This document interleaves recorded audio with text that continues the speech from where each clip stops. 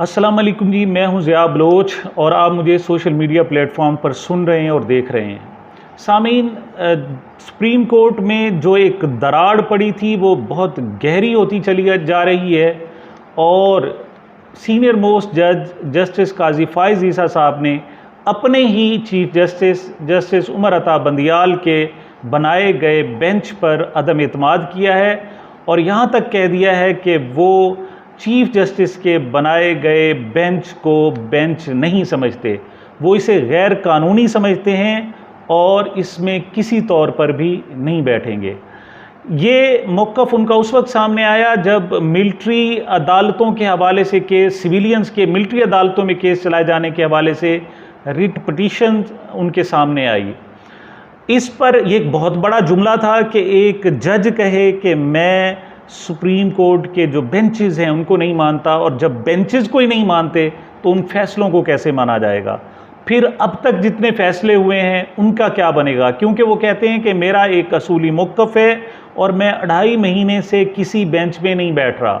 जब उनकी एतजाज़ एहसन ने मिन्नत की तो उन्होंने कहा कि आप चाहते हैं कि मैं अपना हल्फ तोड़ दूं, ऐसा नहीं हो सकता, मैं इसे गैर कानूनी समझता हूं। इस पर हुकूमत की तरफ से बहुत ही सख्त किस्म का रद्द अमल सामने आया है। राना सनाउल्लाह साहब का कहना है, जो वफाकी वज़ीर दाखिला हैं, कि सुप्रीम कोर्ट के बेंचेस को जब उनके अपने जज कानूनी नहीं मानते तो हम उसको कानूनी कैसे मान लें। उन्होंने भी इन बेंचेस को और उनके नतीजे में होने वाले फ़ैसलों को गैर कानूनी करार दिया है। ये एक इंतहाई बिल्कुल अजीब और ख़तरनाक सूरत हाल है। इस हवाले से कुछ साबिक जजेस के रिमार्क्स भी सामने आए हैं और इस हवाले से चीफ जस्टिस काजी फ़ाइज़ ईसा साहब चूँकि इस बेंच में नामज़द हुए थे और फिर वो छोड़कर चले गए थे, लिहाजा तवक्को की जा रही थी कि इस हवाले से वो एक बहुत बड़ा नोट भेजेंगे, और उन्होंने 30 सफ़ात पर मुश्तमिल एक इख्तलाफी नोट भेजा है। अब इस इख्तलाफी नोट को पहले सुप्रीम कोर्ट की वेबसाइट पर चढ़ाया गया और थोड़ी देर बाद ही उसे हटा दिया गया। अब यहाँ पर समझ नहीं आ रही कि सुप्रीम कोर्ट की ये जो वेबसाइट है किस ग्रुप के कंट्रोल में है। अगर चीफ जस्टिस साहब के कंट्रोल में है तो फिर वो नोट उनकी मर्ज़ी के बगैर कैसे अपलोड हुआ, और अगर उनके कंट्रोल में नहीं है तो फिर अब वो किस तरीके से हटा दिया गया, वहाँ से डिलीट किस तरीके से हुआ। बहरहाल उससे पहले कि मैं अगली गुफ्तगू करूँ, मैं चाहूँगा कि उनके चीदा जो रिमार्क्स हैं जो जस्टिस काजी फ़ाइज़ ईसा साहब ने इस 30 सफ़ा पर मुश्तमिल अपने इख्तलाफी नोट में लिखे हैं वो मैं अर्ज़ कर दूँ। जस्टिस काजी फ़ाइज़ ईसा साहब समझते हैं कि मेरा मौक़िफ़ रहा है कि जब तक अज़ खुद नोटिस के हवाले से मुकदमात का प्रोसीजर और प्रैक्टिस का जो तरीक़ाकार वज़ा नहीं किया जा सकता, उस वक्त तक किसी भी केस की समाअत ना की जाए। वो कहते हैं चूँकि मैं ये फ़ैसला दे चुका हूँ, लिहाजा जब तक ये फ़ैसले हो नहीं जाते उस वक्त तक बनाए गए जितने भी बेंचेस होंगे और जितने भी फ़ैसले होंगे वो गैर कानूनी होंगे। इस पर वो कहते हैं कि मेरे इस मौक़िफ़ की चीफ जस्टिस ने तरदीद नहीं की, बल्कि वो यहाँ तक कहते हैं कि जनाबे वाला ने तो मुझे जवाब देना भी मुनासिब नहीं समझा। जस्टिस काजी फ़ाइज़ साहब कहते हैं कि सुप्रीम कोर्ट जैसे इदारे के सरबराह को ऐसा नहीं करना चाहिए। वो ये भी कहते हैं कि चीफ जस्टिस साहब ने गैर ज़रूरी तौर पर साथियों को कशमकश में मुब्तला कर दिया है, जो कि सूरत हाल दुरुस्त नहीं है। वो मज़ीद कहते हैं कि सुप्रीम कोर्ट जैसे इदारे को किसी फ़र्द वाहिद की मर्ज़ी से नहीं चलाया जा सकता। उन्होंने एक और बहुत बड़ा इल्ज़ाम आयद किया। वो कहते हैं जी मखसूस फ़ैसलों के लिए मखसूस बेंच तश्कील दिए जाते हैं। ये चीफ जस्टिस पर बहुत बड़ा इल्ज़ाम है। वो मज़ीद कहते हैं कि जजेस का गुलदस्ता फ़िज़ा को मुअत्तर रखेगा। अब यहाँ पर वो मामलात को कुछ कंपनसेट करने की कोशिश करते हैं, लेकिन ये जजेस का गुलदस्ता पता नहीं किस तरीके से मुअत्तर रखेगा। अभी तक तो इसने मसाइल पैदा किए हैं और नाखुशगवार किस्म की बू आ रही है और सूरत हाल इंतहाई ख़राब है। ये फ़िज़ा को मुअत्तर कैसे रखेगा, इसका क्या कहा जा सकता है। उन्होंने मज़ीद कहा कि Chief Justice of Pakistan Justice Umar Ata Bandial ने कभी भी मुझसे यानी वो सीनियर मोस्ट जज हैं, और उनके बाद सीनियर मोस्ट जज जस्टिस तारिक मसूद से कभी मशवरा नहीं किया। उन्होंने ये भी इस नोट में गिरा किया कि चीफ जस्टिस ने तो कभी आज तक फुल कोर्ट मीटिंग ही कॉल नहीं की। और वो आखिरी जो बात कहते हैं, वो कहते हैं जी कि ये जो मिलिट्री कोर्ट्स में सिविलियन के मुकदमात चलाने का मामला है, वो कहते हैं कि ऐसा ही एक मामला पहले ही सुप्रीम कोर्ट में आया था। पेशावर हाई कोर्ट ने कुछ हरासती मराकज़ को गैर कानूनी करार दिया था, जिस पर इस वक्त के जो पेटिशनर हैं उनका इशारा इमरान खान की तरफ था कि ये उस वक्त वज़ीर आज़म थे और वो पेशावर हाई कोर्ट के फ़ैसले के ख़िलाफ़ सुप्रीम कोर्ट में उन्होंने उस फैसले को चैलेंज किया था। आज वो उस फैसले के हक़ में कैसे आ सकते हैं? ये उनके बुनियादी तौर पर 30 सफ़ात पर मुश्तमिल जो नोट थे वो इस किस्म के थे, जिसमें उन्होंने इमरान खान पर भी तनकीद की और सबसे ज़्यादा Chief Justice of Pakistan Justice Umar Ata Bandial पर तनकीद की।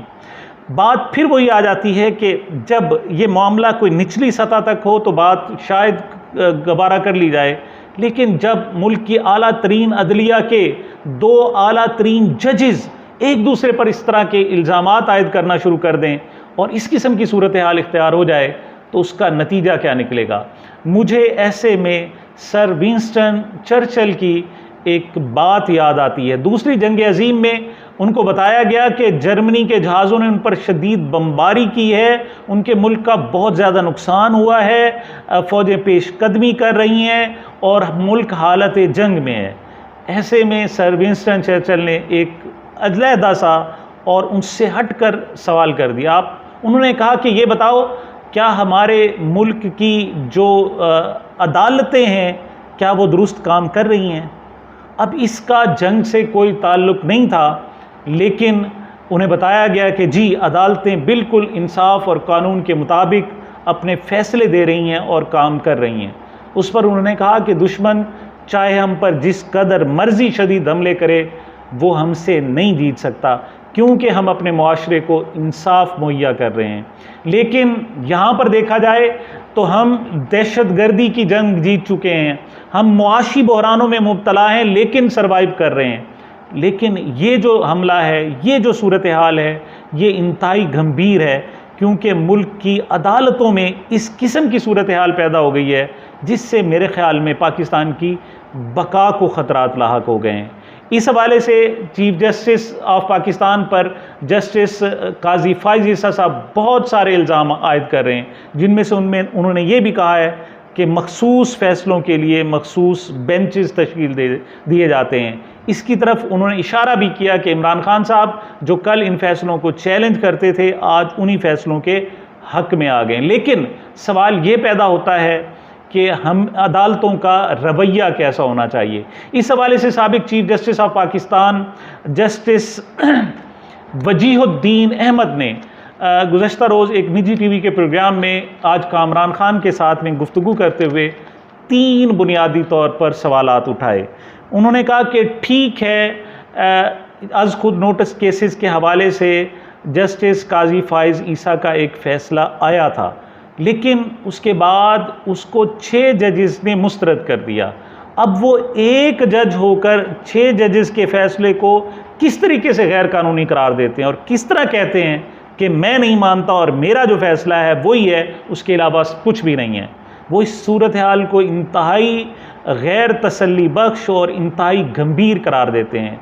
जस्टिस रिटायर्ड वजीहुद्दीन अहमद ने अगली सूरत हाल का भी हवाला दिया। उन्होंने कहा जी पार्लियामेंट का बनाया गया जो supreme court practice and procedure act है, उसको टोटल 15 में से 8 जजेस ने एक बिल्कुल यकतरफा और मुतफ़िक़ा तौर पर उस पर अमल दरामद रोक दिया और स्टे ऑर्डर दे दिया। अब वो 8 जजेस का फ़ैसला है, उन 8 जजेस के फ़ैसले को 2 जज किस तरीके से रद्द कर सकते हैं और कह सकते हैं कि ये मामला गैर कानूनी है और हम इसको नहीं मानते। और जब इस किस्म की बात की जाए कि हम इन कवानीन को नहीं मानते, इन फ़ैसलों को नहीं मानते, तो यहाँ से अनारकी शुरू होती है, यहाँ से मसाइल शुरू होते हैं। फिर उस वक्त की हुकूमत भी कहती है कि हम आपके फ़ैसलों को नहीं मानते, फिर अवाम भी खड़े हो जाते हैं और वो कहते हैं कि हम आपके फ़ैसलों को नहीं मानते। ये आगाज़ क्यों किया जा रहा है? ये सुप्रीम कोर्ट के अंदर से ये दीवारें क्यों गिराई जा रही हैं। इस हवाले से जस्टिस रिटायर्ड वजीहुद्दीन अहमद ने 3 पॉइंट का इजाफा किया है। वो कहते हैं कि चूंकि जस्टिस काजी फाइज ईसा और जस्टिस तारिक मसूद को चीफ जस्टिस के इख्तियारात दिए गए हैं कि पहले ये इख्तियार बेंचेस की तश्कील का सिर्फ चीफ जस्टिस का था, अब हुकूमत ने उनके इख्तियार को तकसीम करके 2 जजेस को दे दिया और अब ये जजेस उस पर खड़े हो जाते हैं और उस बेंच से उठकर चले जाते हैं, 22 मिनट की तकरीर करते हैं, 30 सफ़ात पर मुश्तमिल इख्तलाफी नोट देते हैं और वो इसरार करते हैं कि नहीं ये इख्तियारात हमारे पास होने चाहिए। तो जस्टिस रिटायर्ड वजीहुद्दीन अहमद के नज़दीक ये कॉन्फ्लिक्ट ऑफ इंटरेस्ट है, ये मफादात का टकराव है, ये मफादात हासिल करने के हवाले से उनका एक रद्द अमल है। ये एक बहुत बड़ी बात है जो शायद आम तबका फ़िक्र के लोग नहीं कह सकते, लेकिन वो खुद एक साबिक चीफ जस्टिस हैं, इस हवाले से वो बात कह रहे हैं तो उसमें एक वज़न है।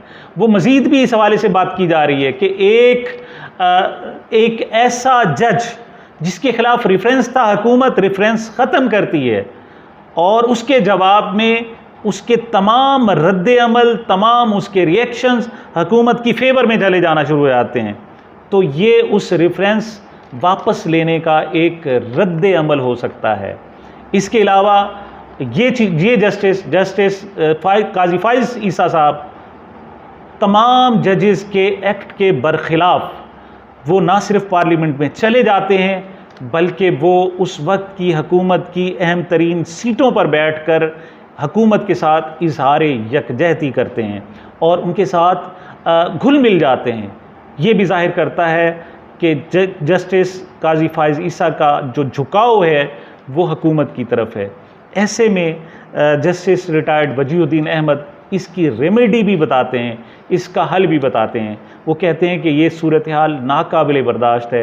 अब ये मामला खुद जो जस्टिस काजी फाइज ईसा साहब ने कहा है कि मैं इन बेंचेस को नहीं मानता, ये खुद एक बहुत बड़ी वायलेशन है, कानून की खिलाफ वर्जी है, उनके हल्फ की खिलाफ वर्जी है, उनके मनसब की तौहीन है, उनके जज होने के रुतबे की तौहीन है। जस्टिस रिटायर्ड वजीहुद्दीन अहमद का कहना है कि इस मामले को फौरी तौर पर जुडिशल कमीशन में ले जाया जाए और जुडिशल कमीशन इस पर फौरी फैसला करे कि इस एक्ट को किस अंदाज में देखा जाए। बहरहाल सामीन, मामलात बढ़ते जा रहे हैं और वो जो जजेस की तरफ से एक कन्फ्लिक्ट शुरू हुआ था, एक झगड़ा शुरू हुआ था, अब वो हुकूमत तक पहुंच गया और अब इसका खदशा है कि ये सूरत हाल अवाम में पहुंच जाए या कल को जस्टिस काजी फाइज ईसा साहब जब चीफ जज बनेंगे, चीफ जस्टिस बनेंगे और उनमें एक जज खड़ा हो जाए और कहे कि मैं इन 13 जजों को, 14 जजों के फैसले को नहीं मानता, तो उस वक्त सूरत हाल क्या होगी। बहरहाल दुआ है कि अल्लाह ताला हमारी अदलिया को सलामत रखे, क्योंकि अदलिया की सलामती से ही हमारे मुल्क की सलामती है। ये मेरी अब तक की मारूज़ात थी। मुझे, मेरे चैनल को अपनी मोहब्बतों और दुआओं में याद रखिएगा। मिलते हैं एक छोटे से वक्फे के बाद।